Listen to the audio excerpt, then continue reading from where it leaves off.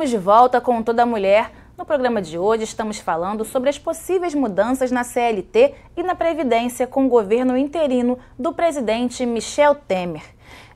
Além de todas as mudanças que nós já falamos no primeiro bloco, existe a possibilidade também de mudança na CLT, né, de flexibilização da CLT. Como é que vocês estão vendo essa questão? No caso do trabalho, a perda de direitos é muito grande, né? A gente tem aí a possibilidade, eu já fui do sindicato, ela é do Sindicato dos Moedeiros também, antes de eu ser deputada, a relação com o patrão, através do sindicato patronal, ela é uma relação muito desigual. Quando você está do lado de cá exigindo os seus direitos, já é difícil você conseguir uma unhazinha, né? Arrancar alguma coisa deles. Quando eles flexibilizam, eles falam o seguinte, ó, não vai precisar de sindicato, não. Eu vou negociar direto com você, que é funcionário. Então, essa relação, como é que você vai falar para o teu patrão que não vai aceitar o que eles estão querendo? Você vai ficar numa situação mais de desigualdade ainda. Então, você vai concordar, às vezes, com perdas de direito, com perdas... diminuição, retirada, por exemplo, do 13º, diminuição de não te pagar o fundo de garantia. Então você aceita, né? O interessante é que assim, quando a gente senta para negociar com a empresa, até o sindicato mesmo que o sindicato esteja envolvido no processo, quando a gente senta para negociar, a gente tem um parâmetro, a gente tem uma garantia. A CLT me dá algumas coisas que eu não preciso negociar. Então eu negocio dali para cima. Quando se flexibiliza, eu vou começar a ter que negociar 13º. Começar de tá entendendo a dificuldade que vai ser?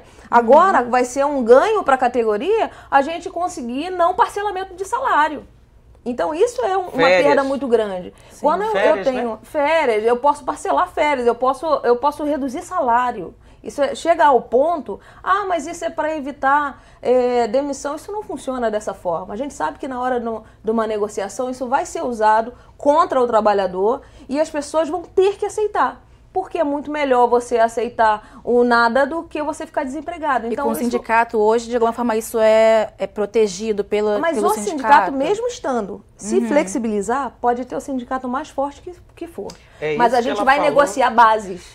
Isso que você falou é seguros. Fundamental a gente botar para a população entender. Sim. Que é você começa a negociar de uma base. De um parâmetro. Então você tem as tuas férias, você tem o teu 13º, você tem o fundo de garantia.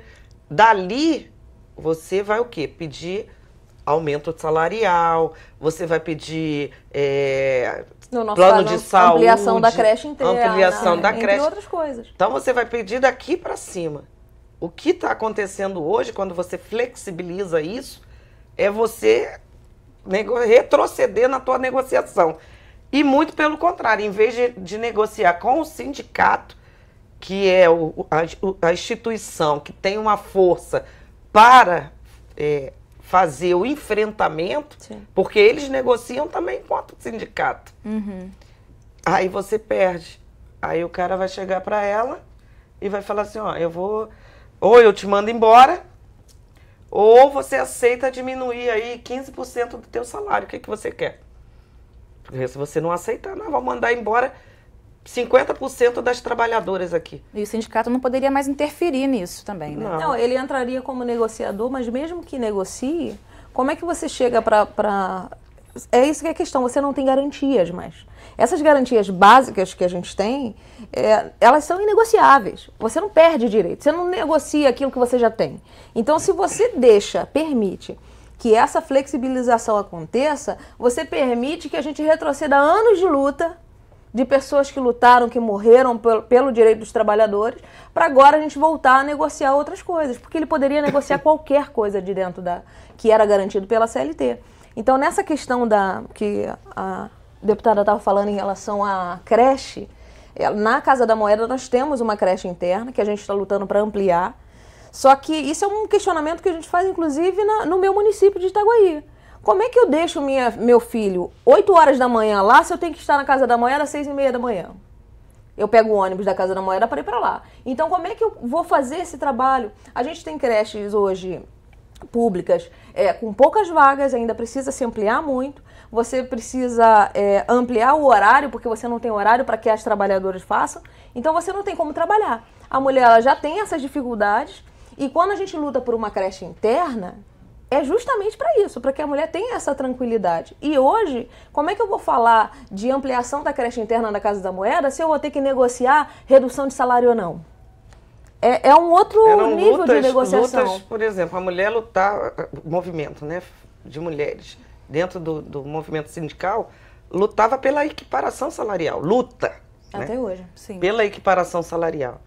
Quando vem essa avalanche, caramba, as pessoas vão ter que, né, trazer de baixo ainda os seus direitos. Aí não dá, entendeu? Não dá. Nós, mulheres, temos que estar mais organizadas. Nós, mulheres, somos poucas dentro do legislativo. Quantas deputadas tem lá em Brasília? Quantas deputadas tem aqui? E quando a gente vê, são essa grande maioria de homens que estão lá decidindo sobre as nossas vidas. Eu tenho certeza que se fosse o contrário, nós tivéssemos uma Câmara Legislativa lá em Brasília de deputadas, a grande maioria de deputadas, com certeza não estariam tirando os direitos das mulheres. Um outro projeto muito polêmico é o da terceirização, né, que já passou pela Câmara dos Deputados, agora vai para o Senado e traz aí uma mudança, né, com relação à contratação de pessoas terceirizadas para atividades fim, né, que até então não é autorizado.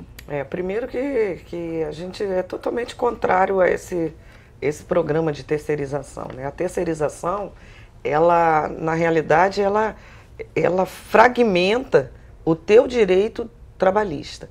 No caso da área da saúde, eu acho que ela pode falar das outras, são atividades fins. Por exemplo, um médico. Um médico é uma atividade fim. Ele é tão importante para a área da saúde, assim como o enfermeiro, como o assistente social, que ele é chamado de atividade fim, ou seja, ele não pode ser terceirizado, dada a importância desse trabalho na vida das pessoas. A proposta de terceirização, ela pega essas atividades e bota até a possibilidade também de terceirizar. Então, dentro do hospital, você tem a terceirização do vigilante, do serviço de limpeza. Esses eram permitidos, mas a atividade fim, não. Conforme você faz a proposta de terceirização, proposta de precarizar mais ainda o serviço, você começa a ampliar isso para qualquer profissional. Ora, companheiros, veja bem, você tem uma vigilância sanitária, pessoas ali que estão na responsabilidade de vetores, de zika, de chikungunya, você ter a possibilidade de ter esses profissionais terceirizados é muito perigoso. É muito perigoso, não é pouco não. Porque rola dinheiro, rola, por exemplo, a possibilidade das pessoas serem coagidas a assinar e autorizar pesquisa, investimento, um monte de coisa, né? Rola você ser obrigada a usar um tipo de material para um atendimento que não é o adequado. Quando você não tem isso, você tem a sua autonomia para poder até brigar e exigir, coisa que a gente já está perdendo em muitas áreas. Quando nós vemos os trabalhadores em geral, a gente vê a necessidade de trazer os terceirizados para o nível de ganho salarial, de benefícios dos empregados públicos, no caso nosso da Casa da Moeda. E não o contrário. Quando eu pego e quero lutar para que as mulheres que são terceirizadas da Casa da Moeda do Brasil tenham uma creche interna também, porque elas não têm, tenham ônibus que tragam elas até o distrito industrial, que é longe, coisa que elas não têm. Quando a gente briga por essas questões, a gente está querendo que elas tenham esses benefícios, para que não seja um serviço precarizado. Mas é o inverso. Na verdade, tudo que está acontecendo é o inverso do que deveria. O que deveria era a gente estar crescendo enquanto trabalhadores, em benefícios, em estrutura, para que o trabalho seja adequado. Mas não, é o contrário. Agora, você imagina a pessoa responsável por fabricar o dinheiro que é distribuído no Brasil inteiro ser uma empresa privada? É questão de segurança nacional. Os passaportes que saem de lá, que é a Polícia Federal e Casa da Moeda, serem feitos por uma empresa terceirizada, por uma empresa que corre riscos. É verdade. Então você pega toda essa questão de segurança, de extrema segurança, não só a Casa da Moeda, mas existem outras empresas de extrema importância para a população brasileira que pode simplesmente passar para a mão de...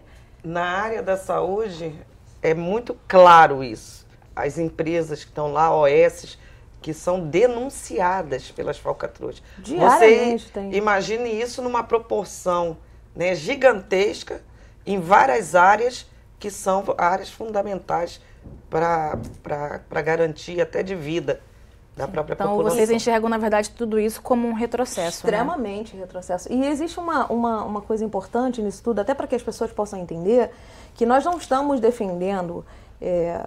entender que você terceirizar é você privatizar uma parte e essa empresa, ela quer lucro. Simplesmente lucro. Ela não quer um trabalho bem feito, ela quer o lucro. Ela pode fazer um trabalho bem feito ou não. Mas o foco é o lucro. Então, os trabalhadores que estarão nessas empresas, com toda certeza, não terão a metade dos ganhos que poderiam ter se estivesse prestando um concurso, para se tornar parte do corpo da empresa, que é o que a gente incentiva. Então, é um retrocesso enorme. A terceirização é um negócio que corre muito risco, porque até o desemprego, as pessoas que são lá, a demissão sempre acontece nesses meios, a gente sabe que isso é uma realidade. Quem viu as privatizações da Light, meu pai era da Light, minha mãe do Banerj, eu vi isso na pele. Pessoas de 30 anos de trabalho sendo demitidos sem ter condições de voltar para o mercado de trabalho, por conta de lucro. Dá mais lucro um jovenzinho que está chegando, eu pago menos. E isso é a realidade hoje. Hoje a gente está fazendo um retrocesso em prol do capital, do lucro, de pessoas que vão ganhar dinheiro com isso, não acrescentar em alguma coisa no brasileiro. Isso é que acho que é importante as pessoas entenderem. Sim. Infelizmente, nosso tempo acabou, vou ter que encerrar o programa de hoje, mas muito obrigada pela participação de vocês aqui hoje. Eu que agradeço. Obrigada. Com certeza, obrigada. O Toda Mulher fica por aqui. Se você tiver dúvidas ou sugestões, envie para o nosso e-mail todamulher@tvalerj.tv. E para rever esse programa, acesse o site www.alerj.rj.gov.br. TV Alerj, o canal do povo fluminense.